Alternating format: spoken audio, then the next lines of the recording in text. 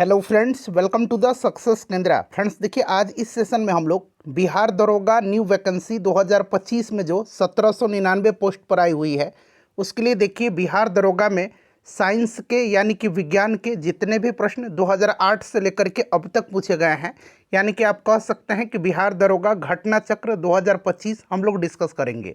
सारे प्रश्नों को आज हम लोग एक ही सेशन में डिस्कस करेंगे जो बिहार दरोगा में साइंस के प्रश्न 2008 से लेकर के अब तक पूछे गए हैं। इससे पहले ऑलरेडी मैंने आपको हिस्ट्री और ज्योग्राफी को कवर करा दिया है। जिन्होंने नहीं देखा है जा करके देख लीजिएगा, लिंक आपको डिस्क्रिप्शन बॉक्स में मिल जाएगा। फ्रेंड्स, अगर आप चैनल पर पहली बार आए हुए हैं तो चैनल को सब्सक्राइब कर लीजिए और जो बगल में बेल आइकन है, घंटी का निशान है, उसको भी ज़रूर दबा लीजिएगा ताकि जब भी बिहार दरोगा न्यू वैकेंसी 2025 1799 पोस्ट से रिलेटेड कोई भी इंपॉर्टेंट वीडियो अपलोड किया जाए तो उसका नोटिफिकेशन सबसे पहले आपके पास पहुंच जाए। तो चलिए फ्रेंड्स, बिना देरी किए हुए सेशन आज का स्टार्ट करते हैं हम लोग। एक बार सभी लोग प्लीज़ पहले सेशन को लाइक कर दीजिए और जब इसको कंप्लीट देख लीजिएगा, पूरा देख लीजिएगा, तो इसे कम से कम एक ग्रुप में फ्रेंड्स ज़रूर ही शेयर कर दीजिएगा। तो चलिए अब हम लोग स्टार्ट करते हैं आज का सेशन। तो फ्रेंड्स देखिए, ध्यान दीजिए, जैसे मैंने आपको बताया है कि आज के इस सेशन में हम लोग बिहार दरोगा न्यू वैकेंसी 2025 जो 1799 पोस्ट पर आई हुई है, यानी कि बिहार एसआई न्यू वैकेंसी 2025 जो 1799 पदों पर आई हुई है, उसके लिए देखिए बिहार दरोगा में 2008 से लेकर के अब तक जितने भी साइंस के क्वेश्चन यानी कि विज्ञान के प्रश्न पूछे गए हैं उन सारे प्रश्नों को आज हम लोग एक ही सेशन में डिस्कस करेंगे। आप कह सकते हैं कि बिहार दरोगा घटना चक्र 2025 साइंस के क्वेश्चन को इस सेशन में हम डिस्कस करेंगे। चलिए आज के सेशन का पहला प्रश्न पढ़ेंगे कि द्वार कोशिकाओं में जब जल अंदर जाता है तो वे फूल जाती हैं और रंग का छिद्र, यहाँ पर देखिए खाली स्थान दिया गया है, जाता है। आप देख सकते हैं ये प्रश्न बिहार दरोगा जो पिछली बार 1275 पोस्ट पर वैकेंसी आई हुई थी उसी के एग्जाम में पूछा गया है। चलिए सब लोग आंसर कमेंट करिएगा कि द्वार कोशिकाओं में जब जल अंदर जाता है तो वे फूल जाती हैं और रंग का छिद्र हो जाता है।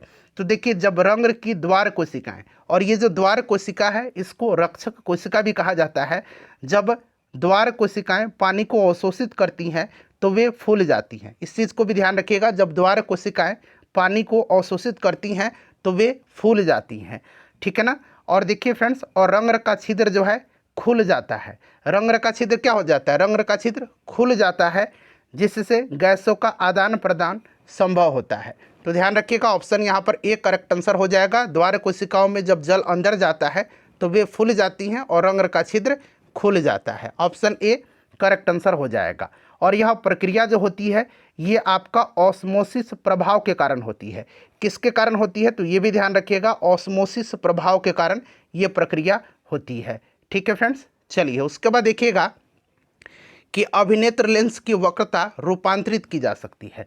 बिल्कुल सही बात है, अभिनेत्र लेंस की वक्रता को रूपांतरित किया जा सकता है और यह परिवर्तन सिलियरी मांसपेशियों, हिंदी में इसको पक्षमाभी पेशियां कहा जाता है, तो ये सिलियरी मांसपेशियों द्वारा होता है। जब अभिनेत्र लेंस को मोटा या पतला करते हैं ताकि विभिन्न दूरियों पर स्थित वस्तुओं को रेटिना पर स्पष्ट रूप से केंद्रित किया जा सके। तो यहाँ पर option number B correct answer हो जाएगा। ये भी प्रश्न पिछली बार बिहार दरोगा 1275 पोस्ट में पूछा गया है। चलिए उसके बाद देखिएगा, और इसी प्रकार से फ्रेंड्स मैंने आपको हिस्ट्री और ज्योग्राफी को अलग अलग वीडियो में कवर कराया हुआ है, तो जिन्होंने नहीं देखा है जाकर के देख लीजिएगा, लिंक डिस्क्रिप्शन बॉक्स में आपको मिल जाएगा। देखिए, एक दूरदर्शी में अभिदृश्य उत्तल लेंस के स्थान पर परवलय दर्पण का उपयोग क्यों लाभकारी है? सबसे अधिक सही उत्तर आपको चुनना है। बताइए, एक दूरदर्शी में अभिदृश्य उत्तल लेंस के स्थान पर परवलय दर्पण का उपयोग क्यों लाभकारी है? सबसे अधिक सही उत्तर आपको चुनना है। तो देखिए यहाँ पर हो जाएगा ऑप्शन नंबर सी, परवलय दर्पण में उत्तल लेंस की तुलना में रंग संबंधी असामान्यता एवं गोलाकार विचलन नहीं होता है, एवं दर्पण उत्तल लेंस की तुलना में हल्का होता है। तो ऑप्शन सी यहाँ पर इसका आंसर हो जाएगा। चलिए उसके बाद देखिएगा कि ब्रॉन्ज मेडल किसका मिश्रण है? ब्रॉन्ज मेडल जो है ये किसका मिश्रण है? तो देखिए, ब्रॉन्ज मेडल जो है ये कॉपर और टीन का मिश्रण है, कॉपर और टीन का। तो यहाँ पर देखिए Cu कॉपर का सिंबल है और टीन का सिंबल Sn होता है। तो आप सिंबल भी याद रखिएगा और साथ साथ कॉपर और टीन भी, नाम भी इसका ध्यान रखिएगा। चलिए उसके बाद देखिएगा कि निम्नलिखित तत्वों में सबसे कम, ध्यान रखिएगा, सबसे कम विद्युत ऋणात्मकता है। निम्नलिखित तत्वों में सबसे कम विद्युत ऋणात्मकता है, बताइए। तो अगर इसमें हम बात करते हैं तो आपका इलेक्ट्रोनिगेटिविटी का मान सबसे कम जो होगा ये आपका सीजियम का होगा। किसका होगा? सीजियम का होगा, ठीक है ना। इसको आप ध्यान रखिएगा। इलेक्ट्रोनिगेटिविटी एक परमाणु की इलेक्ट्रॉनों की बंधी जोड़ी को आकर्षित करने की क्षमता का माप है। और देखिए इलेक्ट्रोनिगेटिविटी मूल्यों को मापने के लिए पॉलिंग स्केल, ध्यान रखिएगा, पॉलिंग यहाँ मैं लिख देता हूँ, पॉलिंग स्केल, ठीक है ना। पॉलिंग स्केल सबसे अधिक इस्तेमाल किया जाने वाला पैमाना होता है, तो इसे भी आप ध्यान रखिएगा। क्लियर? चलिए, और इसमें से अगर हम बात करते हैं तो यहाँ पर आप फ्लोरीन देख रहे हैं, फ्लोरीन नहीं दिया गया ना, ठीक है ना। तो देखिए फ्लोरीन जो होता है ना, फ्लोरीन सबसे अधिक विद्युत ऋणात्मक तत्व है, बट यहाँ पर निम्नलिखित में से पूछा गया है तो आपका सीजियम हो जाएगा। चलिए, उसके बाद देखिएगा कि एक समान वृत्तीय गति में निम्न राशि स्थिर रहती है। एक समान वृत्तीय गति में कौन सी राशि स्थिर रहती है? तो इसमें आपका स्पीड जो है, चाल जो है, और गतिज ऊर्जा, काइनेटिक एनर्जी स्थिर रहती है। तो यहाँ पर काइनेटिक एनर्जी तो नहीं दिया गया, बट स्पीड दिया गया है, चाल यहाँ पर करेक्ट आंसर हो जाएगा। चलिए, उसके बाद देखिएगा अगला प्रश्न है कि निम्नलिखित में से कौन अभिसरणीय द्रव्यों को अलग करने की एक विधि है? देखिए ये भी प्रश्न पिछली बार ही बिहार दरोगा में पूछा गया है। और फ्रेंड्स देखिए, इस तरह के प्रश्नों को कलेक्ट करके इस तरह का सेशन लाने में 5 से 6 घंटे का मेरा महत्वपूर्ण समय लगता है। सो फ्रेंड्स प्लीज़ आप एक लाइक ज़रूर करें और सेशन को शेयर ज़रूर करें। आपका एक लाइक और एक शेयर ही हमें मोटिवेट करता है। देखिए कौन सा इसमें से जो है अभिसरणीय द्रव्यों को अलग करने की एक विधि है। तो देखिए अभिसरणीय द्रव्यों को अलग करने की जो विधि है इसको पृथक्करण कीप यानी कि सेपरेटिंग फनल विधि कहते हैं, ठीक है ना। जिसमें घनत्व के अंतर के कारण अलग अलग परतें बनाने वाले दो अभिसरणीय द्रव्यों को अलग करने के लिए एक पृथक्कारी फनल का उपयोग किया जाता है। तो यहाँ पर ऑप्शन ए हो जाएगा, पृथक्कारी कीप का प्रयोग से। चलिए, उसके बाद देखिएगा कि निम्न में से कौन प्रोटोजोआ जनित रोग है? इसमें से प्रोटोजोआ जनित रोग कौन सा है? तो बहुत ही आसानी से आप बता देंगे। इसमें से देखिएगा मलेरिया आपको पता है कि प्रोटोजोआ के कारण होता है, और ध्यान रखिएगा काला ज्वर भी है, ये भी काला ज्वर, ये भी प्रोटोजोआ के कारण ही होता है। चलिए, उसके बाद देखिएगा कि वायु में ध्वनि तरंगें विचरण करती हैं। वायु में ध्वनि तरंग विचरण करती हैं, तो यहाँ पर राइट आंसर क्या हो जाएगा? तो केवल अनुदैर्घ्य तरंगों के रूप में, केवल अनुदैर्घ्य तरंग के रूप में वायु में ध्वनि तरंग अनुदैर्घ्य तरंगें होती हैं, जिसका अर्थ होता है कि वायु के कण ध्वनि तरंग के संचरण की दिशा में समानांतर कंपन करते हैं। तो यहाँ पर ऑप्शन नंबर डी हो जाएगा इसका आंसर। हिस्ट्री वाला और ज्योग्राफी वाला सेशन जरूर देख लीजिएगा। देखिए बहुत ठंडे मौसम में SN यानी कि टीन निम्न में से किस कारण से पाउडर में बदल जाता है? बताइए।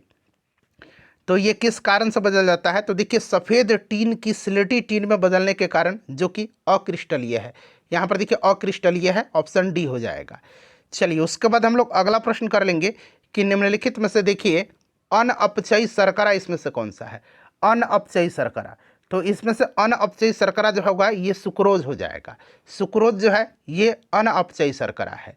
चलिए, उसके बाद देखिएगा कि आंत में पाचन के पश्चात अवशोषित वसा का वहन किया जाता है। आंत में पाचन के पश्चात अवशोषित वसा का वहन किया जाता है। तो फ्रेंड्स ये लसिका के द्वारा किया जाता है। किसके द्वारा? लसिका के द्वारा किया जाता है, ठीक है, ध्यान रखिएगा। चलिए, उसके बाद देखिएगा कि फिटकिरी गंदले पानी को किस प्रक्रिया द्वारा स्वच्छ करती है? फिटकिरी गंदले पानी को किस प्रक्रिया के द्वारा जो है स्वच्छ करती है? तो ये करता है आपका स्कंदन के द्वारा। अंग्रेजी में इसको कोगुलेशन बोला जाता है, COAGULATION, ठीक है ना। तो इसको आप ध्यान रखिएगा, स्कंदन के द्वारा। चलिए, उसके बाद देखिए कॉपर छीलन को सांद्र H2SO4, H2SO4 क्या है? सल्फ्यूरिक अम्ल है। उसके साथ गर्म करने पर क्या मुक्त होता है? कॉपर छीलन को सांद्र सल्फ्यूरिक अम्ल के साथ गर्म किया जाता है तो कॉपर सल्फेट क्या होगा? कॉपर सल्फेट, सल्फर डाइऑक्साइड और जल बनता है। तो देखिए कॉपर सल्फेट मैंने बताया है, सल्फर डाइऑक्साइड भी बताया है और जल भी मैंने बताया है। तो यहाँ पर आप देख सकते हैं सल्फर डाइऑक्साइड दिया गया है, बट आपको कॉपर सल्फेट भी याद रखना है और जल भी याद रखना है। चलिए, उसके बाद अगला प्रश्न है कि निम्न में से जीवाणु जनित, देखिए ध्यान दीजिएगा, जीवाणु जनित रोग को पहचानिए और सही विकल्प चुनना है। तो यहाँ पर आप देखेंगे फ्रेंड्स, तो कुष्ठ रोग जो होता है ये भी जीवाणु से ही होता है, और टिटनस भी है ये भी जीवाणु से ही होता है।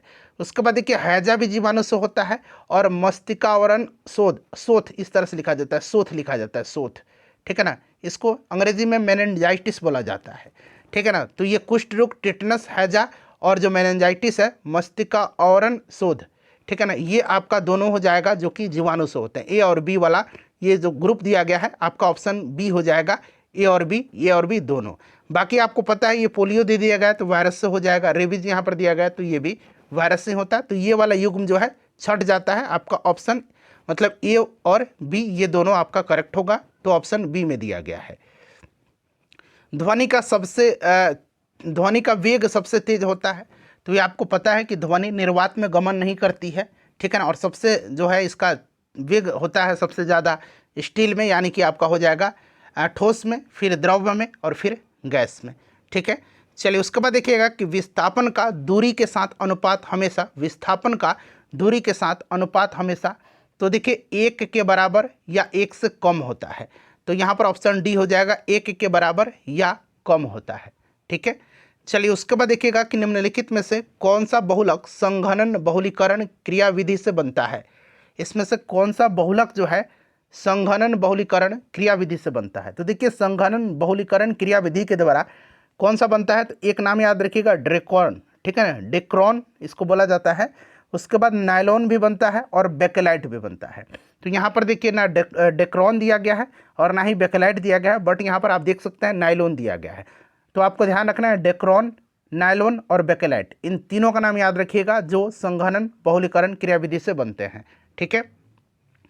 उसके बाद देखिए निम्नलिखित में से कौन सी गैस ओजोन परत के लिए हानिकारक है।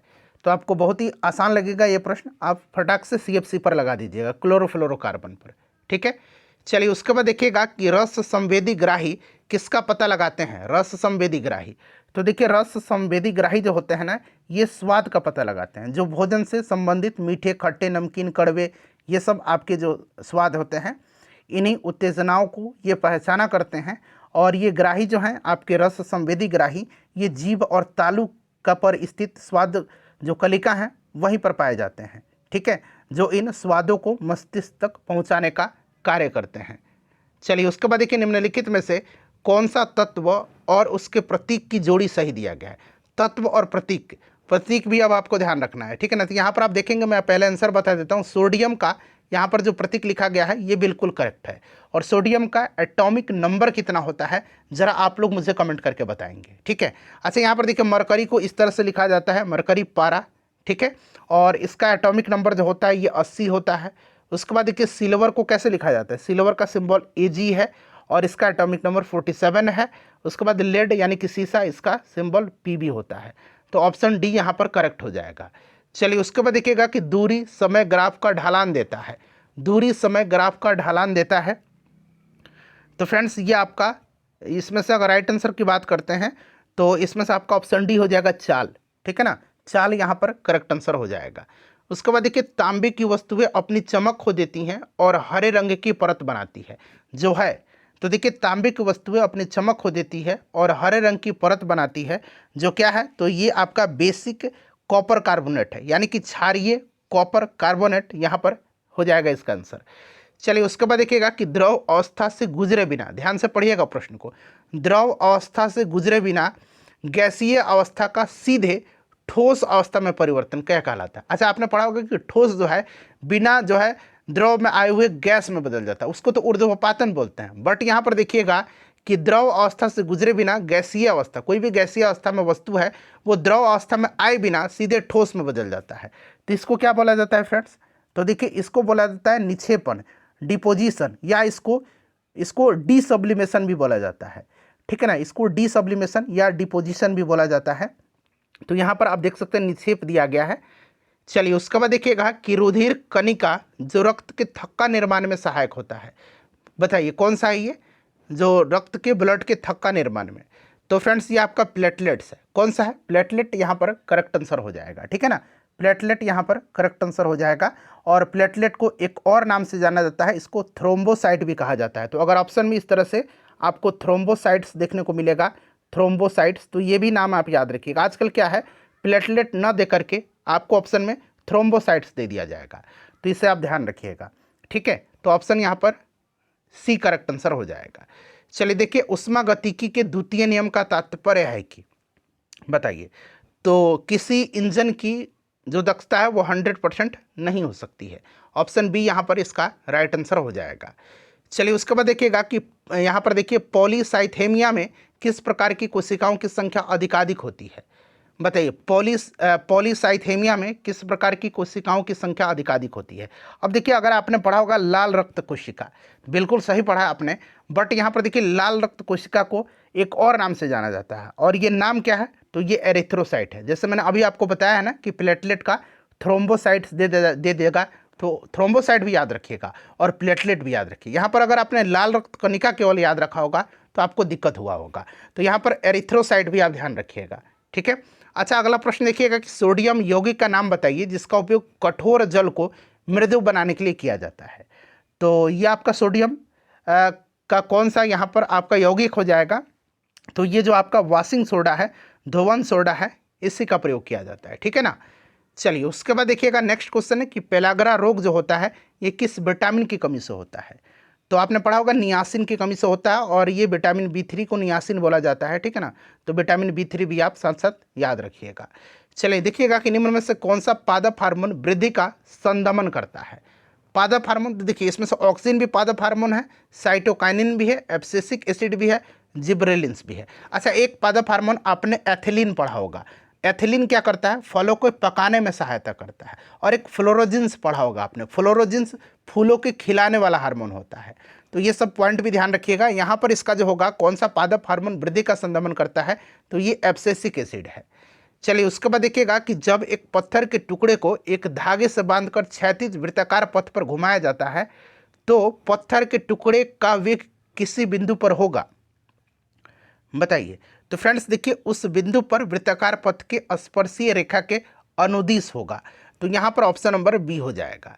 उसके बाद देखिएगा कि रुधिर वाहिका जो कि एकल एंडोथेलियम स्तर से निर्मित होती हैं वह कौन सी है। रुधिर वाहिका जो एकल एंडोथेलियम स्तर से निर्मित होती हैं, तो फ्रेंड्स ये आपका केशिकाएं हैं। क्या है, केशिकाएं हैं, ध्यान रखिएगा आप। चलिए उसके बाद देखिएगा कि मनुष्य में श्रव्य आवृत्ति की परास क्या है। मनुष्य की श्रव्य आवृत्ति का परास 20 हर्ट्ज से लेकर के 20 किलो हर्ट्ज तक होता है, और इस 20 किलो हर्ट्ज को हम 20,000 हर्ट्ज भी लिख सकते हैं। तो यहाँ पर तो आप देख सकते हैं 20 हर्ट्ज से लेकर के 20 किलो हर्ट्ज दिया गया है, बट कभी कभी क्या होगा, ये 20 किलो हर्ट्ज को क्या करेगा, हर्ट्ज में बदल देगा, 20,000 हर्ट्ज दे देगा। तो आप इस तरह से भी ध्यान रखिएगा। Option B, option C correct answer हो जाएगा, ठीक है ना, ऑप्शन सी। चलिए उसके बाद देखिएगा कि सबसे अधिक प्रयोग करने वाली ज्वररोधी दवा कौन सी है। ज्वररोधी यानी कि बुखार वगैरह में, तो पैरासीटामोल यहाँ पर करेक्ट आंसर हो जाएगा, पैरासीटामोल। चलिए उसके बाद देख लीजिएगा ये वाला प्रश्न कि सामान्य दृष्टि के वयस्क के लिए नेत्र का निकटतम बिंदु होता है, तो निकटतम बिंदु कितना होता है। तो फ्रेंड्स ये 25 सेंटीमीटर पर होता है, तो यहाँ पर 25 सेंटीमीटर आपका राइट आंसर हो जाएगा। चलिए, पादप जिनका उपयोग बायोडीजल के रूप में किया जाता है, पादप जिनका उपयोग बायोडीजल के रूप में किया जाता है उनको पहचानिए और सही विकल्प को चुनिए। तो देखिए इसमें करंज का भी उपयोग होता है, महुआ का, अरंडी का और जेट्रोफा का भी उपयोग होता है। तो यहाँ पर ABCD सभी यहाँ पर राइट आंसर हो जाएंगे, ठीक है। उसके बाद देखिएगा किसी वस्तु के बल और त्वरण के बीच का संबंध दिया जाता है। किसी वस्तु के बल और त्वरण यानी कि F = आप कह सकते हैं MA, आपने पढ़ा है ना कि बल और त्वरण का, तो ये बल और त्वरण का बीच संबंध दिया जाता है। ये न्यूटन की गति के किस नियम द्वारा, तो दूसरा नियम हो जाएगा। ऑप्शन नंबर यहाँ पर बी करेक्ट आंसर हो जाएगा, ठीक है, ऑप्शन बी राइट आंसर हो जाएगा। चलिए, तो पूरा जो आपका बिहार दरोगा में पिछले बार 1275 पोस्ट पर जो वैकेंसी आई हुई थी उसके एग्जाम में जो साइंस के प्रश्न पूछे गए थे उनको मैंने आपको अभी करा दिया। चलिए आगे देखिए, अगला प्रश्न करेंगे हम लोग, नाभिकीय रिएक्टर का वह अवयव जो श्रृंखला अभिक्रिया को नियंत्रित करता है। देखिए राइट आंसर इसका ऑप्शन नंबर सी हो जाएगा, नियंत्रक छड़, ठीक है। ध्यान रखेंगे, परमाणु विखंडन की दर को नियंत्रित करने हेतु नियंत्रक छड़ जो होता है ये बोरॉन, कैडमियम, सिल्वर और इंडियम से बनी होती है। इसको भी आप जरूर ध्यान रखिएगा, ठीक है। अच्छा, मंदक के रूप में जो है ग्रेफाइट का या भारी जल का D2O का इस्तेमाल किया जाता है, इसको आप जरूर ध्यान रखेंगे।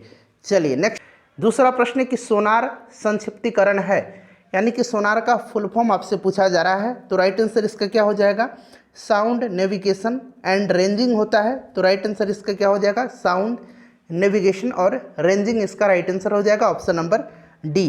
ठीक है। सोनार एक उपकरण है जो वस्तुओं का पता लगाने हेतु ध्वनि तरंगों का उपयोग करता है। चलिए उसके बाद नेक्स्ट क्वेश्चन करेंगे कि निम्न में से पानी में कौन सी धातु मिनी माता रोग का कारण बनती है। मिनी माता रोग का कारण कौन सी धातु इसमें से बनती है, बताइए राइट आंसर इसका क्या हो जाएगा। अच्छा प्रश्न है, इंपॉर्टेंट क्वेश्चन है, इजी है। देखिए सबसे पहले मिनी माता रोग की खोज जो है ये जापान के मिनी माता शहर में हुई थी और यह विभिन्न पर्यावरणीय स्रोतों के माध्यम से शरीर में मिथाइल मरकरी यानी कि पारा के अवशोषण के कारण होता है। तो पारा मरकरी इसका option number C correct answer हो जाएगा, मिनी माता। चलिए उसके बाद देखिएगा कि ऐसी समष्टि पारस्परिक क्रिया जिसमें एक जाति को लाभ होता है और दूसरी को न तो लाभ होता है और न ही हानि, उसको क्या कहते हैं बताइए। तो देखिए उसको कहा जाता है सहभोजिता। Option number D right answer हो जाएगा, उसको क्या कहा जाता है, सहभोजिता कहा जाता है। चलिए उसके बाद नेक्स्ट क्वेश्चन करेंगे कि सौर सेल बनाने में प्रयुक्त किया जाने वाला तत्व कौन सा है। सोलर सेल में जो है किसका प्रयोग किया जाता है, यह आपसे पूछा जा रहा है, बताइए करेक्ट आंसर इसका क्या हो जाएगा। सिंपल क्वेश्चन है, सिलिकॉन इसका करेक्ट आंसर हो जाएगा। चलिए नेक्स्ट क्वेश्चन करेंगे कि सबसे तेज हिमीकरण विधि जिसमें तरल नाइट्रोजन का कार्बन डाइऑक्साइड का उपयोग किया जाता है, बताइए इसका करेक्ट आंसर क्या हो जाएगा। तो देखिए इसको कहा जाता है इमर्शन फ्रीजिंग। राइट आंसर इसका ऑप्शन नंबर सी हो जाएगा, इमर्शन फ्रीजिंग। ठीक है। चलिए उसके बाद नेक्स्ट क्वेश्चन है कि एक खाद्य श्रृंखला में निम्नलिखित में से सर्वाधिक संख्या किसकी होती है। इसका आंसर मैं चाहता हूं कि आप कमेंट करके मुझे बताएं। आप में से सभी लोगों का मुझे पूरी उम्मीद है कि इसका आंसर पता होगा। आंसर इसका कमेंट करके बताइए कि खाद्य श्रृंखला में निम्नलिखित में से सर्वाधिक संख्या किसकी होती है। ऑप्शन है उत्पादक, दूसरा ऑप्शन है प्राथमिक उपभोक्ता, तीसरा है द्वितीयक उपभोक्ता और चौथा है यानी कि ऑप्शन डी है अपघटक। कमेंट करके बताइए। चलो उसके बाद देखिएगा कि इनमें से एक आवश्यक अमीनो एसिड कौन सा है। अमीनो एसिड पूछा गया है, इसका करेक्ट आंसर क्या हो जाएगा बताइए। देखिए वह अमीनो अम्ल जो मानव शरीर द्वारा निर्मित नहीं किए जा सकते हैं आवश्यक अमीनो अम्ल कहलाते हैं। 9 प्रकार के आवश्यक अमीनो एसिड होते हैं और पूछा गया कि इनमें से कौन सा एक आवश्यक अमीनो एसिड है। तो इन 9 टाइप में एक है ल्यूसीन। ऑप्शन नंबर बी इसका राइट आंसर हो जाएगा, ल्यूसीन आपको ध्यान रखना है। उसके बाद देखिएगा कि कोशिका द्रव, क्लोरोप्लास्ट और माइटोकॉन्ड्रिया की राइबोसोम क्रमशः हैं। तो देखिए कोशिका द्रव 80 हो जाएगा, क्लोरोप्लास्ट 70 और माइटोकॉन्ड्रिया 70 है। तो ऑप्शन नंबर इसका बी करेक्ट आंसर हो जाएगा। ठीक है। चलिए उसके बाद देखिएगा कि एलर्जन के प्रति सबसे प्रचुर मात्रा में बनने वाली प्रतिरक्षियाँ कौन सी है। तो ये जो प्रतिरक्षियाँ हैं ये है इम्यूनोग्लोबुलिन ई। इम्यूनोग्लोबुलिन ई जो कि IgE इसको कहा जाता है, इम्यूनोग्लोबुलिन ई। ठीक है, यह एक टाइप का एंटीबॉडी होता है। ऑप्शन नंबर इसका ए राइट आंसर हो जाएगा। चलिए उसके बाद देखिएगा कि कटी, जली एवं कच्ची सतहों पर कौन से सूक्ष्मजीव पनपते हैं। करेक्ट आंसर क्या हो जाएगा इसका बताइए। तो देखिए ये जो है ये है स्टेफाइलोकोकस। तो ऑप्शन नंबर इसका डी करेक्ट आंसर हो जाएगा। ठीक है फ्रेंड्स, इन्हें वाटरप्रूफ ड्रेसिंग से ढकना चाहिए। जो कटी, जली और कच्ची सतह हैं उन पर जो है ये जो आपके सूक्ष्म जो हैं ये पनपते हैं स्टेफाइलोकोकस। ठीक है, और जो सतह है उसको जो है वाटरप्रूफ ड्रेसिंग से ढक देना चाहिए। चलिए उसके बाद देखिएगा कि तेल की पतली फिल्म से परिवर्तित श्वेत प्रकाश में रंग दिखाई देने का कारण क्या है, बताइए राइट आंसर क्या हो जाएगा। तो फ्रेंड्स यह आपका प्रकाश का व्यतिकरण है। प्रकाश का व्यतिकरण करेक्ट आंसर हो जाएगा। जब आयोडीन घोल की कुछ बूंदों को चावल के पानी में मिलाया जाता है तो घोल नीला काला हो जाता है। यह इंगित करता है कि चावल में पानी में शामिल क्या है। शामिल जो है वह स्टार्च है। क्या है, वह स्टार्च है, ध्यान रखेंगे। राइट आंसर ऑप्शन नंबर इसका सी हो जाएगा, स्टार्च या मांड। उसके बाद देखिए नेक्स्ट क्वेश्चन है किर्चॉफ का धारा नियम किस संरक्षण पर आधारित है। फिर पूछा गया है कि जबकि किर्चॉफ का वोल्टेज नियम किस संरक्षण पर आधारित है, यानी कि धारा जो है वह किस पर आधारित है और जो वोल्टेज नियम है वह किस पर आधारित है। तो यहाँ पर आप ध्यान देंगे, देखिए जो धारा जो है ना वह आवेश संरक्षण के नियम पर आधारित है। ठीक है, और जो वोल्टेज है, वोल्टेज का नियम वह ऊर्जा संरक्षण के नियम पर आधारित है। तो आवेश और ऊर्जा हो जाएगा। तो आवेश और ऊर्जा ऑप्शन नंबर सी में दिया गया है। चलिए उसके बाद देखिएगा कि दूध में उपस्थित शर्करा कौन सा है। दूध में उपस्थित शर्करा जो है यह कौन सा है। सिंपल सा क्वेश्चन, लैक्टोज हो जाएगा इसका राइट आंसर। उसके बाद देखिएगा कि निम्न नाभिकीय क्षय में उत्सर्जित कणों का क्रम क्या है। अब यहाँ पर देखिए ये वाला क्रम देखिए क्या है। यह जो है फ्रेंड्स यह बीटा क्षय हुआ है, इसमें क्या हुआ है, बीटा हुआ है। फिर यहाँ पर देखिए इसमें क्या हुआ है, तो इसमें अल्फा हुआ है, अल्फा क्षय हुआ है। इसमें क्या हुआ है, तो इसमें अल्फा क्षय हुआ है। और यहाँ पर देखिए इसमें गामा हो जाएगा। ठीक है, तो बीटा, अल्फा और गामा, यानी कि ऑप्शन नंबर इसका डी जो होगा राइट आंसर हो जाएगा। चलिए उसके बाद नेक्स्ट क्वेश्चन है, जहरीला पदार्थ जो हरा आलू में पाया जाता है। आप देखते हैं कि आलू जो होता है ना हरा हो जाता है कहीं कहीं। ठीक है, वही पूछा गया है कि जहरीला पदार्थ जो हरा आलू में पाया जाता है वह कौन सा हो जाएगा। तो यह सोलानाइन है। कौन सा, सोलानाइन इसका राइट आंसर हो जाएगा। ठीक है, सोलानाइन है। चलिए उसके बाद देखिएगा कि संसाधित भोजन को संरक्षित करने के लिए निम्नलिखित में से किसका उपयोग परिरक्षक के रूप में किया जाता है। किसका उपयोग किया जाता है परिरक्षक के रूप में, बताइए राइट आंसर। तो देखिए यह जो है यह सोडियम मेटाबाइसल्फेट है। ऑप्शन नंबर इसका ए राइट आंसर हो जाएगा। ये सारे प्रश्न जो है पिछले साल जो बिहार दरोगा का पेपर लिया गया था उसमें पूछे गए हैं। देखिए अम्लीय वर्षा के लिए निम्नलिखित में से कौन सा गैस जिम्मेदार है। तो आपको पता है फ्रेंड्स कि अम्लीय वर्षा के लिए जो है आपको सल्फर डाइऑक्साइड और नाइट्रोजन का ऑक्साइड जैसे यौगिक वायु में जब मिलते हैं तब होता है। तो यहाँ पर देखिए सल्फर डाइऑक्साइड दिया गया है। नेक्स्ट क्वेश्चन है, खाली स्थान दिया गया है, रुधिर में पैदा होने वाले सूक्ष्म जीवों को फांस करके रुधिर निस्पंदन यानी कि फिल्टर के रूप में कार्य करता है। तो यह जो है यह क्या है, यह क्या है फ्रेंड्स बताइए।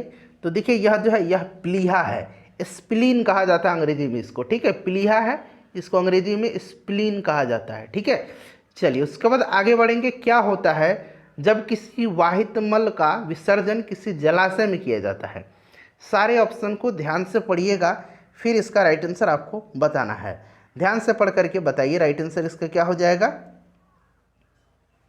तो देखिए राइट आंसर जो होगा फ्रेंड्स ये आपका हो जाएगा घुली ऑक्सीजन का गिरना।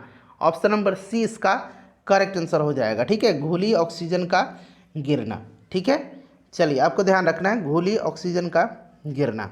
चलिए उसके बाद नेक्स्ट क्वेश्चन कर लेंगे कि यदि किसी अपरिवर्ती प्रतिरोधक के सिरों के बीच का विभवांतर आधा कर दिया जाए तो विद्युत शक्ति का मान हो जाएगा। तो विद्युत शक्ति का जो मान है वो आपका क्या हो जाएगा बताइए। तो ये 1/4 हो जाएगा, 1/4 इसका राइट आंसर हो जाएगा, ध्यान रखिएगा। ठीक है, चलिए उसके बाद देखिए यदि किसी स्प्रिंग में धारा प्रवाहित कराई जाती है तो स्प्रिंग होगी, स्प्रिंग जो होगी ये संकुचित होगी। क्या होगी, स्प्रिंग जो है यह संकुचित होगी, संपीड़ित होगी। ठीक है, तो यहाँ पर देखिए संकुचित दिया गया, संपीड़ित भी आप ध्यान रखेंगे। ठीक है, चलिए आगे बढ़ेंगे। नेक्स्ट क्वेश्चन कर लेंगे कि खाद्य श्रृंखलाओं के इंटरलॉकिंग पैटर्न को क्या कहा जाता है। तो यह जो पैटर्न है इसको कहा जाता है खाद्य जाल, खाद्य जाल कहा जाता है। नेक्स्ट क्वेश्चन है कि प्रभावी कीटाणुनाशक जो कि उपकरणों की सतह को साफ करने के लिए उपयोग में लिया जाता है वह कौन सा है इसमें से। तो वह जो है वह सोडियम मेटासिलिकेट है, सोडियम मेटासिलिकेट। ध्यान रखना है, इस तरह के प्रश्न प्रीवियस ईयर में पूछे गए हैं। उसके बाद देखिए निम्नलिखित में से कौन सी धातु हमारे शरीर में रक्त का थक्का जमने के लिए उत्तरदायी है। कौन सी धातु जो है यह उत्तरदायी है।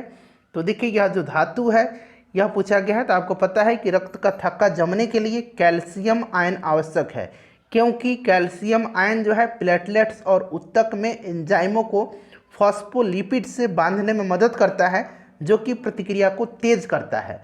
और देखिए विटामिन के जो है, विटामिन के आपको पता है कि विटामिन के रक्त का थक्का जमाने के लिए उत्तरदायी होता है, विटामिन अगर पूछेगा तो ये आपका कैल्शियम हो जाएगा। कच्चे खाने वाले खाद्य पदार्थों को धोना चाहिए, तो इनको धोना चाहिए पोटेशियम परमैंगनेट यानी कि KMnO4 से। उसके बाद देखिए विभिन्न देशों में कई लोगों को प्रभावित करने वाली बीमारी को कहा जाता है। तो यह बीमारी जो है इसको क्या कहा जाता है, इसको कहा जाता है पेंडेमिक, यानी कि इसको कहा जाता है महामारी। चलिए उसके बाद देखिएगा कि माइकोटॉक्सिन्स उत्पादन होते हैं। तो माइकोटॉक्सिन्स, माइकोलॉजी किसका अध्ययन होता है, कवकों का। तो इसी से आप पकड़ सकते हैं कवक द्वारा। चलिए देखिए उसके बाद देखिए निम्न में से कौन सा किरण धनावेशित कणों से युक्त है। सिंपल सा क्वेश्चन है। यह जो है कौन सा हो जाएगा, तो देखिए यह अल्फा हो जाएगा। अल्फा कण जो है यह दोगुने आवेशित हीलियम नाभिक होते हैं, ठीक है। तो यह आपका हो जाएगा अल्फा। तो अल्फा यहाँ पर ऑप्शन नंबर यहाँ पर देखिए सी राइट आंसर हो जाएगा। निम्न में से किस कैल्शियम यौगिक का उपयोग दंत मंजन यानी कि टूथपेस्ट के एक हल्के अपघर्षक के रूप में प्रयोग किया जाता है? तो यह कौन सा है, यह कैल्शियम कार्बोनेट है, CaCO3 इसको कहा जाता है, ठीक है। याद रखेंगे कैल्शियम कार्बोनेट हो जाएगा इसका राइट आंसर, यानी कि CaCO3 हो जाएगा। चलो उसके बाद देखिएगा कि बोर के सिद्धांत के अनुसार परमाणु त्रिज्या r और मुख्य क्वांटम संख्या n में संबंध दिया जाता है। ये संबंध दिया जाता है option number A, r directly proportional to n, ठीक है। r क्या है, परमाणु त्रिज्या है, और n जो है क्वांटम संख्या है। उसके बाद देखिए पास्चुरीकरण की प्रणाली के दौरान किस ताप पर दूध को 30 मिनट तक गर्म किया जाता है? बताइए इसका राइट आंसर क्या हो जाएगा। बहुत ही सिंपल सा क्वेश्चन है, करेक्ट आंसर आपको बताना है। तो देखिए इसका जो राइट आंसर हो जाएगा वो आपका 65 डिग्री सेंटीग्रेड हो जाएगा, यानी कि ऑप्शन नंबर इसका डी जो होगा करेक्ट आंसर हो जाएगा, ठीक है। कौन सा, ऑप्शन नंबर डी इसका करेक्ट आंसर हो जाएगा। अब ध्यान से सुनिएगा, देखिए पास्चुराइजेशन की प्रक्रिया लुई पास्चर के द्वारा विकसित की गई थी, और इस प्रक्रिया में दूध को लगभग 63 डिग्री कह सकते हैं, 62.8 डिग्री, ठीक है, और 64.60 डिग्री, ठीक है। याद रखना है आपको 62.80 डिग्री और 62.80 से 64.60, ठीक है, डिग्री सेंटीग्रेड पर, ठीक है। ध्यान रखेंगे सेंटीग्रेड तापमान पर गर्म करना है, उस तापमान पर 30 मिनट के लिए रखना है और तेज़ी से 1000 डिग्री सेंटीग्रेड के नीचे ठंडा करना है, ठीक है। तो ये आपका ऑप्शन नंबर डी हो जाएगा, लगभग 65 डिग्री, मैंने अभी आपको बताया। उसके बाद देखिए कैल्शियम की कमी से बच्चों में होता है, तो बच्चों में जो है कैल्शियम की कमी से कौन सा रोग होता है, रिकेट्स होता है, ठीक है। विटामिन डी या कैल्शियम की कमी से होता है रिकेट्स। जानवरों में संग्रहित होने वाला प्राकृतिक बहुलक ग्लाइकोजन क्या है? देखिए ग्लाइकोजन जो है यह पूछा गया है क्या है। ग्लाइकोजन जो है यह क्या है, पॉलीसैकेराइड है, पॉलीसैकेराइड है। ध्यान रखेंगे जो जानवरों में ऊर्जा संरक्षण का कार्य करता है। पॉलीसैकेराइड एक जटिल कार्बोहाइड्रेट बहुलक है जो कई मोनोसैकेराइड मोनोमर्स से जुड़ाव से जो है यह बनता है। चलिए उसके बाद देखिए कोशिका झिल्ली में सर्वाधिक प्रचुर लिपिड कौन सा है? कोशिका झिल्ली में सर्वाधिक प्रचुर लिपिड पूछा गया है, कौन सा है? तो यह फास्फोलिपिड है। कौन सा लिपिड है? फास्फोलिपिड है, ठीक है। फास्फोलिपिड्स इसका राइट आंसर हो जाएगा, ऑप्शन नंबर ए फास्फोलिपिड्स है, ठीक है। चलिए ऑप्शन नंबर इसका ए राइट आंसर हो जाएगा। नेक्स्ट क्वेश्चन कर लेंगे। अगला प्रश्न करिएगा कि किसी परमाणु के तीसरे कक्ष में इलेक्ट्रॉन का कोणीय संवेग है और यहाँ h का मान दिया गया है कितना, 6.6 गुना 10 के पावर -34 जूल सेकंड, ठीक है। तो ये राइट आंसर ऑप्शन नंबर ए हो जाएगा, 3.56 गुना 10 के पावर -34 जूल सेकंड, या हिंदी में जूल सेकंड दिया गया। ऑप्शन नंबर ए इसका राइट आंसर हो जाएगा। सितारों के टिमटिमाने का कारण क्या है? सिंपल सा क्वेश्चन है, बताइएगा राइट आंसर इसका क्या हो जाएगा, ठीक है। चलिए इसका आंसर आप मुझे कमेंट करके बताएंगे। एक बार फिर से मैं बता देता हूँ, बार बार पूछता हूँ तो बहुत लोग इरिटेट हो जाते हैं। तो आपको पता है कि यह प्रकाश का अपवर्तन होता है, और अपवर्तन देखिए ऑप्शन यहाँ अपवर्तन दिया गया है, ऑप्शन नंबर इसका ए सितारों के प्रकाश का वायुमंडलीय अपवर्तन। अधिकांश रोगकारक सूक्ष्मजीव किस तापमान पर सबसे तेज बढ़ते हैं? सबसे तेज पूछा गया है। तो एक रेंज होता है जो कि सर्वोत्तम वृद्धि के लिए उत्तरदायी है। यह रेंज है 25 डिग्री से लेकर के 40 डिग्री, ठीक है, सेंटीग्रेड में, याद रखेंगे। तो और सबसे अगर वृद्धि का अधिकतम तापमान पर बात करें तो यह 37 डिग्री सेंटीग्रेड हो जाएगा, ऑप्शन नंबर बी। चलिए नेक्स्ट क्वेश्चन कर लेंगे। निम्नलिखित में से कौन सी प्रक्रिया ठोस को सीधे वाष्प में परिवर्तित? राइट आंसर इसका ऑप्शन नंबर ए हो जाएगा, ऊर्ध्वपातन यानी कि सब्लिमेशन की प्रक्रिया ठोस को सीधे वाष्प में परिवर्तित करती है। नेक्स्ट क्वेश्चन हमारा कि 1 ओम बराबर, यहाँ पर देखिए 1 वोल्ट बटा, यहाँ नीचे खाली स्थान दिया गया है, रिक्त स्थान की पूर्ति करें। आपको पता होगा फ्रेंड्स कि ओम किसी चालक के विद्युत प्रतिरोध का मात्रक होता है। अगर आपको फॉर्मूला याद होगा तो वहाँ से भी आप इजीली निकाल सकते हैं। सुन लीजिए, किसी चालक के दो बिंदुओं के बीच 1 वोल्ट का विभवांतर होने पर यदि उसमें प्रवाहित विद्युत धारा 1 एम्पियर हो तो चालक के उन दोनों बिंदुओं के बीच का जो विद्युत प्रतिरोध होगा वह 1 ओम होता है। कितना होता है? 1 ओम होता है। और देखिए आपको पता है फ्रेंड्स कि V इक्वल टू क्या होता है? IR होता है। ठीक है, अब यहाँ से देखिए R जो होता है ये क्या है? प्रतिरोध है, रेजिस्टेंस है, इसका मात्रक ओम होता है। तो यानी कि R इक्वल टू क्या हो जाएगा? V/I हो जाएगा। यहाँ पर देखिए V का क्या हो जाएगा? 1 वोल्ट, और I का क्या हो जाएगा? 1 एम्पियर हो जाएगा। तो यहाँ ऑप्शन नंबर ए में दिया गया है 1 एम्पियर, इसका करेक्ट आंसर हो जाएगा। नेक्स्ट क्वेश्चन हमारा कि निम्न में से कौन सी गैस भूमंडलीय उष्मीकरण का कारण नहीं है? यहाँ नहीं पूछा गया है। देखिए भूमंडलीय उष्मीकरण का अर्थ क्या होता है? पृथ्वी के निकटतम सतह की वायु और महासागर के औसत तापमान में हो रही वृद्धि से इसका मतलब होता है भूमंडलीय उष्मीकरण का। राइट आंसर इसका ऑप्शन नंबर यहाँ पर देखेंगे तो कौन सा सही हो जाएगा? ऑप्शन नंबर इसका डी हो जाएगा, SO2। ठीक है, ध्यान रखेंगे। भूमंडलीय उष्मीकरण का जो प्रमुख कारण है इसमें क्या है? कार्बन डाइऑक्साइड है, मीथेन है, जलवाष्प है और नाइट्रस ऑक्साइड है। SO2 इसका राइट आंसर हो जाएगा। अगला प्रश्न हमारा कि निम्नलिखित में से कौन सा फूल का प्रजनन अंग नहीं है? तो देखिए ऑप्शन नंबर डी हो जाएगा, बाह्यदल। वर्तिकाग्र, वर्तिका और पराकोष ये पुष्प के प्रजनन अंग होते हैं, जबकि बाह्यदल जो होता है यह प्रजनन अंग नहीं है पुष्प का, यह पुष्प का बाहरी भाग होता है। अगला प्रश्न हमारा कि विद्युत मोटर एक युक्ति है जो विद्युत ऊर्जा को मुख्यतः खाली स्थान दिया गया ऊर्जा में परिवर्तित करती है। तो यह आपका यांत्रिक ऊर्जा में, ठीक है, विद्युत मोटर यांत्रिक ऊर्जा। वहीं अगर जनरेटर पूछता विद्युत जनित्र तो उल्टा होता है, यांत्रिक से उस किसको बदलता है? यांत्रिक से विद्युत ऊर्जा में वह परिवर्तित करता है। अगला प्रश्न कि हीरे का निरपेक्ष अपवर्तक सूचकांक यानी कि अपवर्तनांक कितना होता है? हीरे का निरपेक्ष अपवर्तक सूचकांक यानी कि अपवर्तनांक इसका कितना होता है? हीरा कार्बन का अपरूप होता है, आपको पता है 2.42 इसका राइट आंसर हो जाएगा। बहुत ही बढ़िया बढ़िया क्वेश्चन इस आपको प्रैक्टिस ये जो सेट दिया गया है साइंस का टॉप 150 प्रश्न इसमें आपको मिलेंगे। नेक्स्ट क्वेश्चन हमारा कि निम्नलिखित में से कौन से रंग के लिए प्रकाश का प्रकीर्णन न्यूनतम होता है? तो देखिए फ्रेंड्स, जिस भी रंग का तरंग दैर्घ्य सबसे अधिक होता है उसका प्रकीर्णन सबसे कम होगा। तो आपको पता है कि लाल का तरंग दैर्घ्य सबसे अधिक होता है तो लाल का प्रकीर्णन जो है न्यूनतम होगा, और जिसका तरंग दैर्घ्य सबसे कम होता है उसका प्रकीर्णन अधिक होगा। तो इसका राइट आंसर लाल हो जाएगा। और वहीं अगर पूछता कि अधिकतम किसका प्रकीर्णन होगा तो ये बैगनी का, क्योंकि बैगनी का तरंग दैर्घ्य सबसे कम होता है। नेक्स्ट क्वेश्चन हमारा कि जब गर्म पानी के सोते यानी कि हॉट स्प्रिंग का इस्तेमाल विद्युत उत्पन्न करने में होता है तो इस प्रकार का ऊर्जा का उत्पादन क्या कहलाता है? तो इसको क्या कहा जाता है फ्रेंड्स? इसको कहा जाता है भू उष्मीय ऊर्जा। ऑप्शन नंबर सी इसका राइट आंसर हो जाएगा। नेक्स्ट क्वेश्चन है, प्लीज वीडियो को पहले लाइक कर दीजिए। देखिए निम्नलिखित में से कौन सा मादा प्रजनन तंत्र का भाग नहीं है? सभी ऑप्शन को ध्यान से पढ़िएगा। अगर आप आंसर नहीं भी जानते हैं फिर भी इसको आप सही टिक करके आएंगे। देखिए शुक्राणु पुरुषों में पाया जाता है तो यहाँ शुक्रवाहिका दिया गया है, ऑप्शन नंबर इसका सी हो जाएगा। यह मादा प्रजनन तंत्र का भाग नहीं है, यह पुरुष प्रजनन तंत्र का भाग है। चलिए नेक्स्ट क्वेश्चन है हमारा कि जब प्रकाश एक माध्यम से दूसरे माध्यम में तिरछा प्रवेश करता है तो प्रकाश के संचरण की दिशा दूसरे माध्यम में बदल जाती है, इस प्रभाव को जाना जाता है। तो इसको क्या कहा जाता है? इसको कहा जाता है प्रकाश का अपवर्तन। ठीक है, प्रकाश का अपवर्तन इसको कहा जाता है। नेक्स्ट क्वेश्चन है कि आहार नली की सबसे बाहरी परत जो है क्या कहलाती है? तो आहार नली की दीवार जो है ये 4 स्तरों से होकर के मिलकर के बनी होती है। ठीक है, ये 4 स्तर कौन कौन से हैं? तो पहला तो यहाँ पर देखिए सीरोसा हो गया, उसके बाद म्यूकोसा हो गया, और यहाँ पर देखिएगा तीसरा जो है ये मर्कुलेरिस हो जाएगा, और चौथा जो है ये सब म्यूकोसा, यहाँ मैं लिख देता हूँ सब म्यूकोसा। ये 4 परत हैं, इसको याद रखें। कौन कौन सा? सिरोसा, म्यूकोसा, मर्कुलेरिस और सब म्यूकोसा।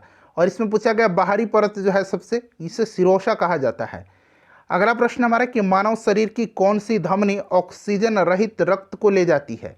बताइए, ऑक्सीजन रहित रक्त को ले जाती है तो यह आपका हो जाएगा फुफ्फुस धमनी। Option number C right answer इसका हो जाएगा। अगला प्रश्न है कि निम्नलिखित में से कौन मीन वर्ग से संबंधित है यानी कि मछली वर्ग से संबंधित है?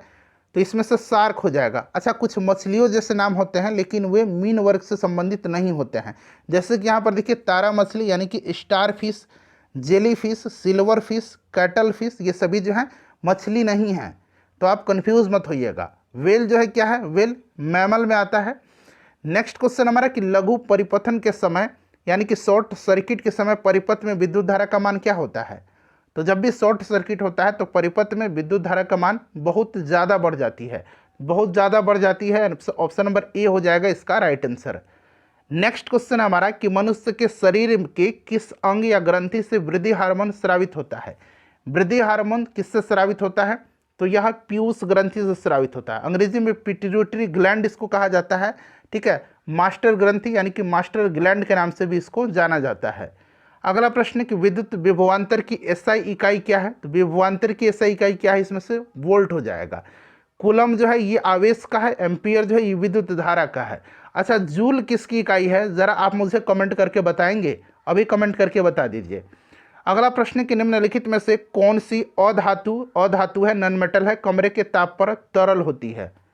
तो यह जो अधातु है जो कमरे के ताप पर तरल होती है यह ब्रोमीन है। निम्नलिखित सूत्रों में से कौन सा चूना पत्थर को निरूपित करता है। चूना पत्थर को निरूपित कौन सा करता है, तो चूना पत्थर कैल्शियम कार्बोनेट यानी कि CaCO3 इसका राइट आंसर हो जाएगा। अगला प्रश्न कि तारों का टिमटिमाना तारों की रोशनी के वायुमंडल से खाली स्थान दिया गया के कारण होता है। तारों का रंग जो होता है यह किस पर निर्भर करता है, तो यह तापमान पर निर्भर करता है, इसको आप ध्यान रखेंगे, ठीक है। चलिए, यह आपका अपवर्तन हो जाएगा राइट आंसर इसका। उसके बाद देखिएगा कि निम्नलिखित में से कौन सा कथन सही नहीं है, कौन सा कथन इसमें से सही नहीं है। और देखिए सभी कथन इथेनॉल के बारे में दिया गया है। तो देखिए इथेनॉल जो होता है ये कमरे के ताप पर तरल होता है, सही है। इथेनॉल को सामान्यतः अल्कोहल कहा जाता है, ये भी सही है। एथेनॉल टिंचर आयोडीन में भी इस्तेमाल किया जाता है, सही है। और एथेनॉल जो होता है ये जल में घुलनशील होता है। ऑप्शन में देखेंगे इथेनॉल पानी में घुलता नहीं है, जो कि गलत है। यह जल में क्या है, घुलनशील है। तो वहीं पूछा गया कौन सही नहीं है, तो ऑप्शन नंबर डी हो जाएगा। अगला प्रश्न है कि वह उपकरण जो विद्युत धारा उत्पन्न करने के लिए इस्तेमाल किया जाता है क्या कहलाता है। तो फ्रेंड्स इसको जेनित्र कहा जाता है, जनरेटर कहा जाता है। अगला प्रश्न कि मानव शरीर में गुब्बारे नुमा संरचनाएं जिन्हें खाली स्थान दिया गया कहा जाता है श्वसन के दौरान गैसीय आदान प्रदान के लिए सतह प्रदान करती हैं। तो ये कौन सा संरचना है जो गुब्बारे नुमा है मानव शरीर में, तो यह है एलियोलाई। ऑप्शन नंबर इसका सी राइट आंसर हो जाएगा, जो श्वसन के दौरान गैसीय आदान प्रदान के लिए सतह प्रदान करती है। ब्रेड मोल्ड, यहाँ पर देखिए ब्रेड मोल्ड राइजोपस में जनन होता है, बताइएगा राइट आंसर इसका क्या हो जाएगा। तो देखिए इसका जो करेक्ट आंसर हो जाएगा बीजाणु गठन के द्वारा। किसके द्वारा होता है, बीजाणु गठन के द्वारा। ऑप्शन नंबर इसका सी राइट आंसर हो जाएगा। उसके बाद देखिएगा कि निम्नलिखित में से किसने विद्युत चुंबकीय प्रेरण की खोज किया था। तो ये क्या था, माइकल फैराडे ने। माइकल फैराडे ने देखिए इलेक्ट्रोमैग्नेटिक इंडक्शन की खोज 1831 में माइकल फैराडे के द्वारा की गई थी, जबकि स्वतंत्र रूप से इसकी खोज 1832 में जोसेफ हेनरी के द्वारा की गई थी। अगला प्रश्न हमारा खाली स्थान दिया गया है कि सदस्य को सामान्यतः हरी शैवाल कहते हैं। अच्छा, शैवालों का अध्ययन क्या कहा जाता है, शैवालों के अध्ययन को फाइकोलॉजी कहा जाता है। क्या कहा जाता है, फाइकोलॉजी कहा जाता है। और कवकों का अध्ययन जो है वो माइकोलॉजी कहलाता है, ठीक है, ध्यान रखेंगे। शैवालों का अध्ययन फाइकोलॉजी कहलाता है। राइट आंसर इसका क्या हो जाएगा, क्लोरोफाइसी। नेक्स्ट क्वेश्चन हमारा कि निम्नलिखित में से कौन सी ऊष्मा की इकाई नहीं है। इसमें से देखिए कैलोरी, BTU यानी कि ब्रिटिश थर्मल यूनिट, और जूल ये ऊष्मा की इकाई है। फोन नहीं है, option number D right answer हो जाएगा। फोन क्या है, तो शुद्ध स्वर की तेजी यानी कि लाउडनेस ऑफ प्योर टोन्स के हेतु इसका प्रयोग किया जाता है। किसका, तो फोन का। नेक्स्ट क्वेश्चन है कि मिल्क ऑफ मैग्नीशिया की pH वैल्यू कितनी होती है। मिल्क ऑफ मैग्नीशिया यानी कि मैग्नीशियम हाइड्रो ऑक्साइड, और इसका pH मान होता है लगभग 10.5 होता है, ठीक है, ध्यान रखेंगे। यह एक क्षारीय अकार्बनिक रसायन होता है। नेक्स्ट क्वेश्चन है कि निम्नलिखित में से कौन सा विकल्प समरूपी अंगों का उदाहरण नहीं है। समरूप अंग, ठीक है, क्या होते हैं, तो वे अंग जो समान कार्य करते हैं तथा देखने में भी समान होते हैं, लेकिन उत्पत्ति और संरचना उनकी भिन्न होती है। इसमें से चमगादड़ के पंख, पंछी के पंख और कीड़े के पंख ये समरूप अंग के उदाहरण है, जबकि बंदर के हाथ नहीं होगा। ऑप्शन नंबर इसका डी होगा राइट आंसर। नेक्स्ट क्वेश्चन है हमारा कि कौन सा संयंत्र तरल पदार्थों के विशिष्ट गुरुत्व को मापता है। यहाँ गुरुत्व पूछा गया है, तो ये आपका कौन सा हो जाएगा, हाइड्रोमीटर हो जाएगा, हाइड्रोमीटर, ठीक है। चलिए नेक्स्ट क्वेश्चन है कि पौधे मिट्टी में घुले हुए नाइट्रेट को अवशोषित करते हैं तथा उन्हें परिवर्तित कर देते हैं। तो नाइट्रोजन युक्त जैव अणु यानी कि ऑर्गेनिक मॉलिक्यूल जैसे कि एमिनो अम्ल जो कि प्रोटीन में परिवर्तित कर देते हैं, ठीक है, ध्यान रखेंगे। राइट आंसर इसका हो जाएगा प्रोटीन में। ऑप्शन नंबर इसका डी हो जाएगा राइट आंसर। चलिए नेक्स्ट क्वेश्चन है कि हवा में परागकण को क्या कहते हैं? तो इसको वायु परागण कहते हैं, और कीटों के द्वारा जो होता है कीट परागण कहते हैं। चलिए नेक्स्ट क्वेश्चन है कि जल शोधन का कौन सा तरीका सूक्ष्म जीवों को नष्ट नहीं करता है? तो यह तरीका जो है यह निस्यंदन है। निस्यंदन में क्या होता है? निस्यंदन ऐसी प्रणाली है जल शोधन की जिसमें अर्धपारगम्य झिल्ली या कार्बन नैनो ट्यूब के द्वारा जल को छाना जाता है, जिसके कारण क्या होता है? सूक्ष्मजीव नष्ट नहीं होते हैं। तो यह आपका हो जाएगा निस्यंदन। नेक्स्ट क्वेश्चन हमारा कि कीट दंश से कीट वंश से होने वाली खुजली किसके कारण होती है? तो ये फॉर्मिक एसिड के कारण होती है। कुछ नहीं में से कुछ का सर्जन किस नियम के विरुद्ध है? तो द्रव्यमान ऊर्जा का संरक्षण, ऑप्शन नंबर इसका बी हो जाएगा राइट आंसर। ठीक है, कुछ नहीं में से कुछ का सर्जन यह द्रव्यमान ऊर्जा का संरक्षण के विरुद्ध है। कौन सा विटामिन रक्त का थक्का बनाने के लिए आवश्यक है? तो ये विटामिन के है, ये आपको भी पता है। ठीक है, चलो उसके बाद देखिएगा कि निम्नलिखित में से किन्हें ऊर्जा संग्रहण के लिए इस्तेमाल किया जाता है? तो संपीड़ित वायु का भी किया जाता है, स्प्रिंग का भी किया जाता है, बैटरी का भी किया जाता है, और संधारित्र यानी कि कैपेसिटर का भी किया जाता है। तो इसमें से सभी हो जाएगा आपका राइट आंसर। यहाँ पर देखिए ऑप्शन में दिया गया है डी में ABCD सभी हो जाएगा। ठीक है, चलिए उसके बाद नेक्स्ट क्वेश्चन है कि निम्नलिखित में से कौन सा एक रासायनिक परिवर्तन का उदाहरण है? तो यह आपका हो जाएगा कागज का जलना। कागज का जलना जो है ये रासायनिक परिवर्तन का उदाहरण है। नेक्स्ट क्वेश्चन है KNO3 का रासायनिक सूत्र। KNO3 बताइएगा। KNO3 पोटेशियम नाइट्रेट है, यह उर्वरक के रूप में इस्तेमाल किया जाता है। Potassium nitrate, option number D right answer हो जाएगा। एक होता है KMNO4, ये क्या है? पोटेशियम परमैंगनेट है। नेक्स्ट क्वेश्चन है हमारा कि निम्नलिखित में से कौन सा सही नहीं है? सही नहीं है इसमें से, यहाँ पर देखिएगा ड्रोसेरा परजीवी। ड्रोसेरा परजीवी नहीं है, ड्रोसेरा जो है एक मांसाहारी पौधा है, और फंगस स्वपोषी नहीं होते हैं। फंगस जो होते हैं ये परपोषी यानी कि अपघटन करता होते हैं। तो ये दोनों जो है सही नहीं होगा। ठीक है, ध्यान रखेंगे। उसके बाद देखिए निम्नलिखित में से कौन सा गैसीय वायु का प्रदूषण नहीं है? यहाँ पर देखिए ABCD ऑप्शन दिया गया है, बताइए इसका राइट आंसर क्या हो जाएगा? तो इसमें से आपको नाइट्रोजन, ऑप्शन नंबर सी हो जाएगा इसका राइट आंसर। अगला प्रश्न है कि सुनहरा चावल जिसको कि गोल्डन राइस कहा जाता है क्या है? तो गोल्डन राइस जो है ये आनुवांशिक रूप से विकसित किया गया चावल की एक प्रजाति है जिसमें विटामिन A और बीटा कैरोटीन की अधिक मात्रा होती है। इसमें विटामिन A और बीटा कैरोटीन की अधिक मात्रा होती है। तो एक ट्रांसजेनिक चावल की किस्म है जिसमें कैरोटीन के जीन तत्व उपलब्ध है। बीटा कैरोटीन मैंने बताया ना आपको। चलो उसके बाद देखिए मानव रक्त का pH मान साधारण कितना होता है? तो 7.4 आपने पढ़ा होगा। देखिए ये निकटतम रेंज यहाँ पर दिया गया है, option number C right answer हो जाएगा। सुनहरा चावल किस रोग के बचाव में सहायक होता है? तो अभी मैंने आपको बताया इसमें विटामिन A होता है और इसमें बीटा कैरोटीन पाया जाता है, और विटामिन A का रासायनिक नाम रेटिनॉल होता है, आपने पढ़ा है, और यह रतौंधी और जीरोप्लेथेलिमिया में यह सहायक होता है। तो यह आपका ऑप्शन नंबर सी हो जाएगा। उसके बाद देखिए टाइफाइड मियादी बुखार फैलता है, तो यह दूषित पानी और दूषित भोजन से, पानी एवं खाद्य पदार्थ हो जाएगा। यह होता किसके कारण से है? तो ये होता है साल्मोनेला टाइफी नामक जीवाणु से। नेक्स्ट क्वेश्चन हमारे कि निम्नलिखित में से स्वच्छ जल की मछलियाँ कौन सी हैं? तो रोहू और कतला ये स्वच्छ जल में पाई जाने वाली मछली हैं। निम्नलिखित में से कौन सा कारक अभिक्रिया दर पर कोई प्रभाव नहीं डालता है? अच्छा, अभिक्रिया दर पर जो प्रभाव डालने वाले कारक हैं, जो अभिक्रिया दर को प्रभावित करने वाले कारक हैं, ये अभिकर्मकों की सांद्रता है, अभिकर्मकों की भौतिक अवस्था और सतह क्षेत्रफल है, तापमान है, और उत्प्रेरक की उपस्थिति है। इसमें से एंथैल्पी में परिवर्तन नहीं होगा। देखिए तापमान, सांद्रता और उत्प्रेरक मैंने बताया ये जो है ये आपके अभिक्रिया के दर को प्रभावित करते हैं, और यहाँ नहीं पूछा गया है तो एंथैल्पी में परिवर्तन हो जाएगा। कार्बन नैनो ट्यूब निम्न में से किस संरचनात्मक परिवार का सदस्य है? तो ये आपका फ्लोरेंस हो जाएगा। ठीक है, चलिए उसके बाद देखिएगा कि कॉपर के किस मिश्र धातु में जिंक नहीं होता है, जस्ता नहीं होता है? तो किस में नहीं होगा? ध्यान से एक बार देख लीजिए। तो ये आपका बेल मेटल में नहीं होगा। बेल धातु जो होता है ये होता है इसमें कॉपर और टीन। कॉपर और क्या होता है? टीन होता है। ठीक है, कॉपर और टीन होता है, यहाँ हिंदी में मैं लिख देता हूँ। उसके बाद देखिए फेफड़ों का सफ़ेद कैंसर किसके कारण होता है? तो ये होता है किसके कारण? एस्बेस्टस के कारण होता है।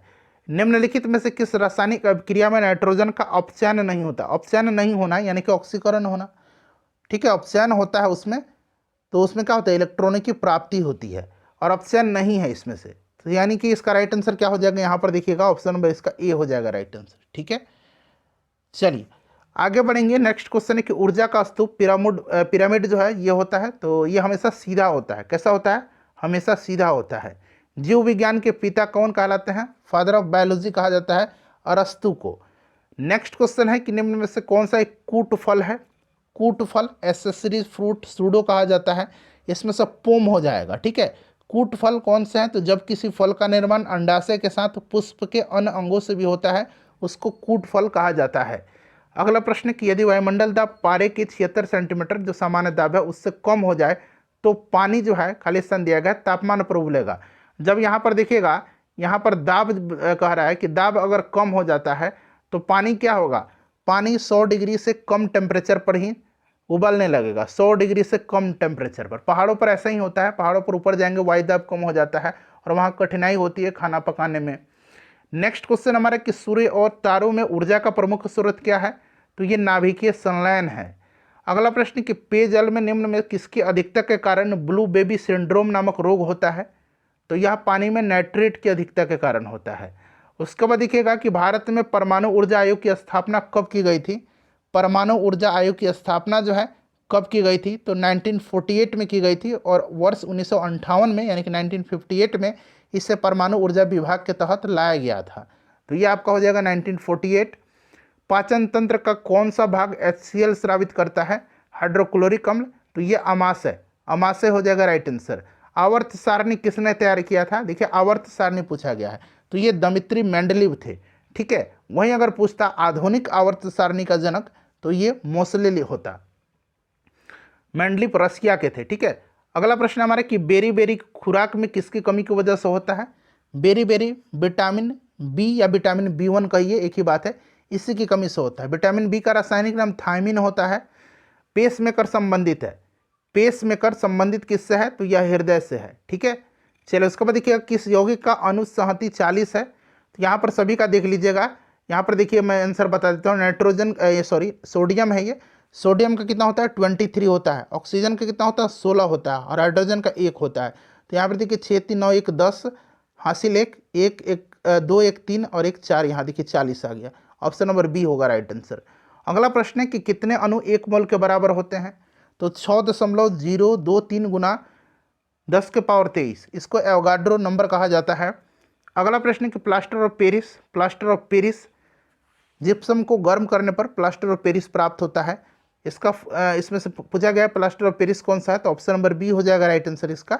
उसके बाद देखिए विद्युत अपघटनी प्रक्रिया से कौन सा तत्व नहीं प्राप्त होता है, विद्युत अपघटनी प्रक्रिया, तो ये आपका लोहा इससे प्राप्त नहीं होता। बाकी सोडियम पोटेशियम और कैल्शियम विद्युत अपघटन प्रक्रिया से प्राप्त होते हैं। खाने का सोडा है, खाने का सोडा, तो सोडियम बाइकार्बोनेट, सोडियम बाइकार्बोनेट। अच्छा, धवन सोडा जो है ये सोडियम कार्बोनेट है। चलिए आगे बढ़ेंगे, खाने वाला नमक सोडियम क्लोराइड है। वेल्डिंग के लिए किस मिश्रण का उपयोग किया जाता है, तो वेल्डिंग के लिए जो है आयरन ऑक्साइड और एल्युमिनियम का, आयरन ऑक्साइड और एल्युमिनियम का जो है प्रयोग किया जाता है और इसको क्या कहा जाता है, इसको थर्मिट वेल्डिंग कहा जाता है, इसको थर्मिट वेल्डिंग कहा जाता है।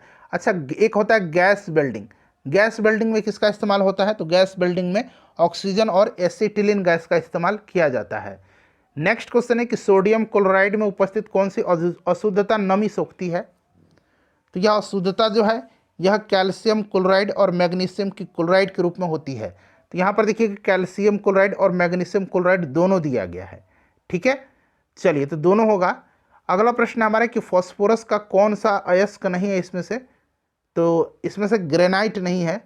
चलिए, परमाणु के नाभिक में होते हैं, सिंपल सा क्वेश्चन है, प्रोटॉन और न्यूट्रॉन होते हैं और इलेक्ट्रॉन बाहर जो है सेल में कक्षा में चक्कर लगाता है।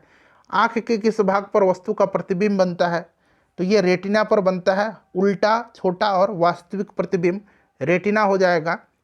वर्णांधता जिसको कि कलर ब्लाइंडनेस कहा जाता है, दूसरा नाम इसका क्या है, तो विस्तृत इसका वर्णन किया था डाल्टन ने और इसीलिए इसका नाम दिया गया डाल्टन प्रभाव। अगला प्रश्न है कि विभवांतर मापा जाता है, विभवांतर जो है यह मापा जाता है किससे, वोल्ट मीटर से।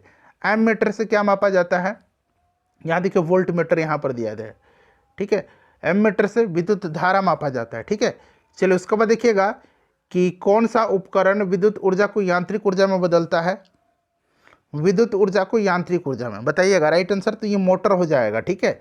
और यांत्रिक को विद्युत में कौन बदलेगा, ये आपका जनरेटर बदलेगा। चलिए, डायनामो दिया गया है। सूर्य से आती हुई पराबैंगनी किरणों में से कौन हमें बचाता है, तो ये हमें बचाता है ओजोन। कौन बचाता है, ओजोन बचाता है। यहाँ ओजोन का फॉर्मूला दिया गया है O3। बांध के जल में कौन सी ऊर्जा संग्रहित होती है, तो इसमें होती है कौन सी, पोटेंशियल यानी कि स्थितिज ऊर्जा होती है। कौन सी भौतिक मात्रा जड़त्व का मापन है, तो ये द्रव्यमान हो जाएगा। गतिज ऊर्जा का फॉर्मूला यहाँ पर पूछा गया समीकरण, तो हाफ mv² होगा। ऑप्शन नंबर ए हो जाएगा राइट आंसर। उसके बाद देखिएगा कि वायुजीवी श्वसन के दौरान किसका पूर्ण ऑक्सीकरण होता है, बताइएगा किसका पूर्ण ऑक्सीकरण होता है, तो ये आपका हो जाएगा ग्लूकोज का। ऑप्शन नंबर डी इसका राइट आंसर हो जाएगा, ग्लूकोज, ठीक है। चलिए, नेक्स्ट क्वेश्चन है कि रक्त का कौन सा घटक शरीर के अंगों को ऑक्सीजन पहुंचाता है, कौन सा घटक है ये, तो ये आरबीसी है, रेड ब्लड सेल जो है ये है आपका। उसके बाद देखिएगा कि रासायनिक तत्वों के दूसरे तत्वों से योग करने की क्षमता का पता लगाया जाता है, तो यह पता लगाया जा सकता है संयोजकता से, ठीक है। चलो, उसके बाद देखिएगा कौन सा अंग पाचित भोजन में विषालु पदार्थों का अवशोषण करता है, कौन सा अंग पाचित भोजन दिया गया है, ठीक है, विषालु पदार्थों का अवशोषण करता है, तो ये यकृत है, लीवर है। उसके बाद देखिए मूल द्वारा वानस्पतिक प्रवर्धन किस में होता है, तो ये स्वीट पोटैटो में होता है। उसके बाद देखिएगा जब कोई वस्तु पानी में डुबाई जाती है तो उसके भार में कमी खाली स्थान दिया गया के बराबर होती है, बताइए, तो उसके द्वारा हटाए गए द्रव्य की मात्रा के बराबर होती है। आर्किमिडीज का सिद्धांत आपने पढ़ा होगा, आपको याद भी होगा। नेक्स्ट क्वेश्चन है कि रक्त का कौन सा अवयव शरीर की मांसपेशियों में ऑक्सीजन एकत्रित करता है, तो यह हीमोग्लोबिन है। हीमोग्लोबिन में लोहा पाया जाता है, लौह धातु पाया जाता है।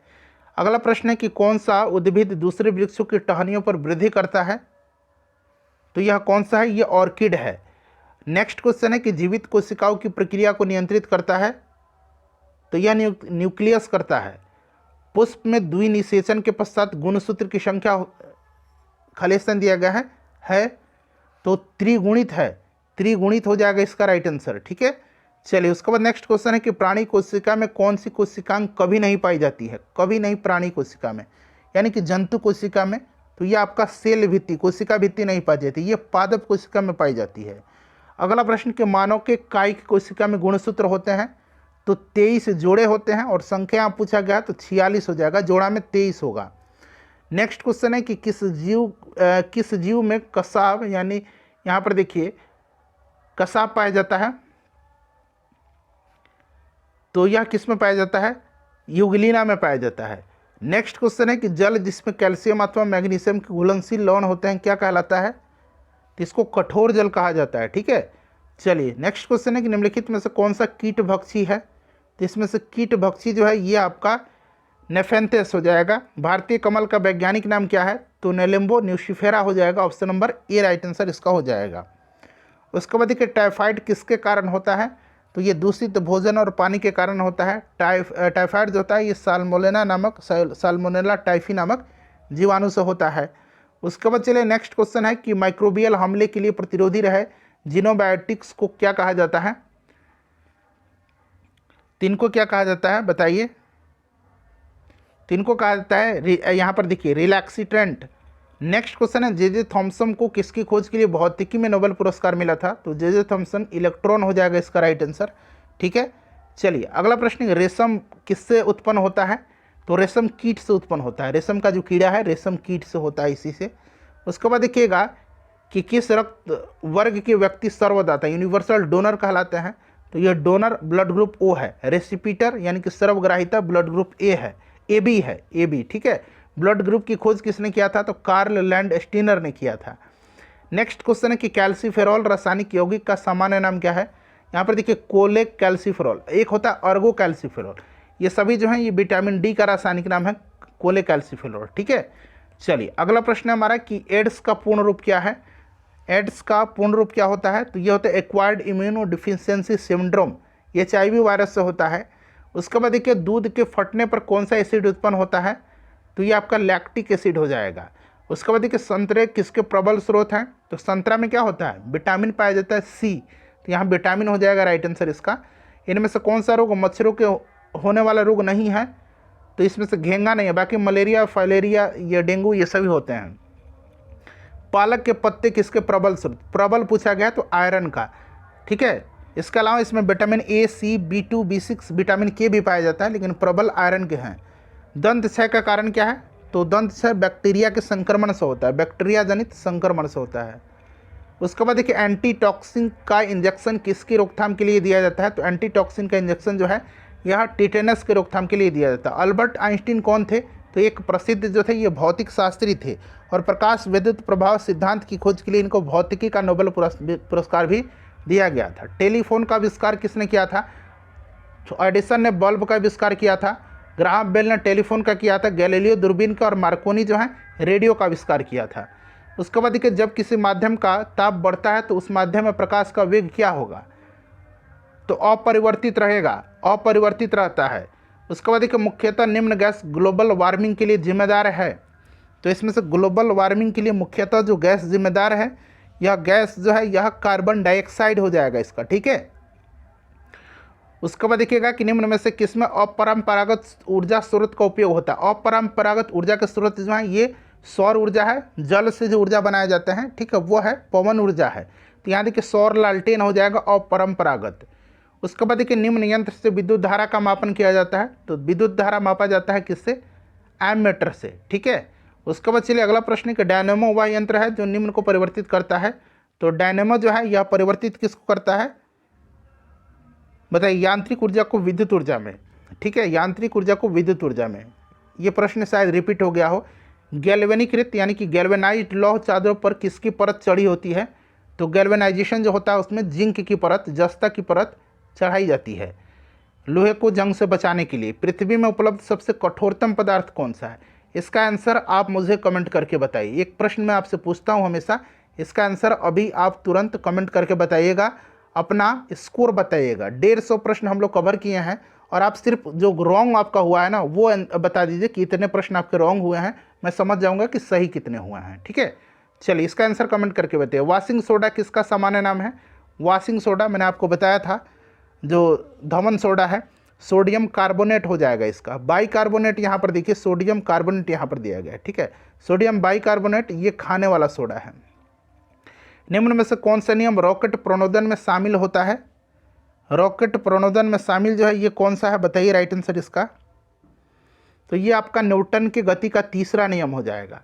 उसके बाद ये नीचे दिएगा अभिक्रिया को पूरा करना है, आपको पूरा करना है, तो यहाँ पर देखिएगा बैलेंस भी करना है और पूरा भी करना है।